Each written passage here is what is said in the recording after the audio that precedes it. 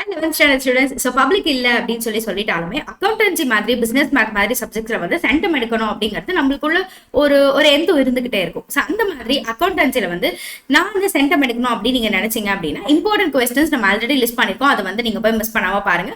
இது வரைக்கும் பார்க்கல அப்படின்னு நம்ம சேனல்ல வந்துட்டு வீடியோஸ்குள்ள கிளிக் பண்ணி பார்த்துக்கோங்க. And now we are going to see about last minute important questions.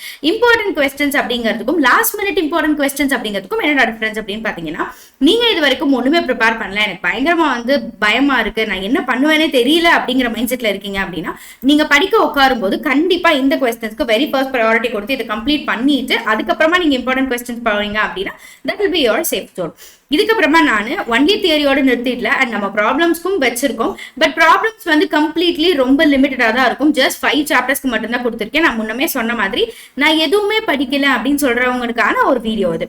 So இதுல இருக்கிற இந்த இல்லஸ்ட்ரேஷன்ஸ் ப்ராப்ளம்ஸ் எல்லாம் பார்த்துட்டு போனீங்க அப்படின்னா கொஸ்டின் பேப்பர்ல இதே சம் தான் இருக்குமா அப்படின்னு நீங்க கேட்க கூடாது. பட் இதுல வந்து நான் ஆல்மோஸ்ட் எல்லா டாபிக்ஸையும் கவர் பண்ணிட்டேன். ஸோ இப்போ சாப்டர் 3ல வந்து நம்மளுக்கு தெரியும் ஜர்னல் என்ட்ரிஸ் இருக்கும் அப்படின்னு உங்களுக்கு தெரியும்.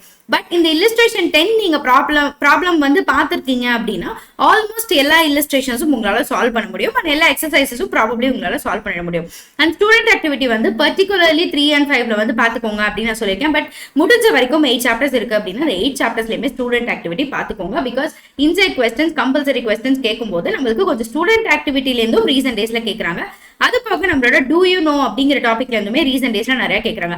நீங்க சென்டம் எடுக்கிற ஸ்டூடெண்ட்ஸா இருந்தீங்க அப்படின்னா ஆல்ரெடி நம்ம சேனல்ல போஸ்ட் பண்ணிருக்கிற இம்பார்ட்டன்ட் கொஸ்டின்ஸ் வீடியோஸை பார்த்துட்டு அதுல இருக்கிறது நீங்க கம்ப்ளீட்டா ப்ரிப்பேர் பண்ணீங்க அப்படிங்கும்போது தாராளமா 85+ மார்க்ஸ் நீங்க ஸ்கோர் பண்ண முடியும். நான் ஒரு ஆவரேஜ் ஸ்டூடெண்ட் தான், எனக்கு பாஸ் பண்ணா போதும் அப்படின்னு நினைக்கிறவங்க கண்டிப்பா ஸ்கிரீன்ல தெரியுற இந்த தியரி கொஸ்டின்ஸ் அண்ட் ஆக்சுவலி இதுக்கு முன்னாடி தெரிஞ்ச தியரி கொஸ்டின் அண்ட் இதுல தெரியுற ப்ராப்ளம்ஸ் வந்து நீங்க ப்ரிப்பேர் பண்ணீங்க அப்படின்னாலே தாராளமா உங்களோட டார்கெட் வந்து ஒரு 60 அப்படின்னா 60+ உங்களால ஸ்கோர் பண்ண முடியும். சரிங்களா?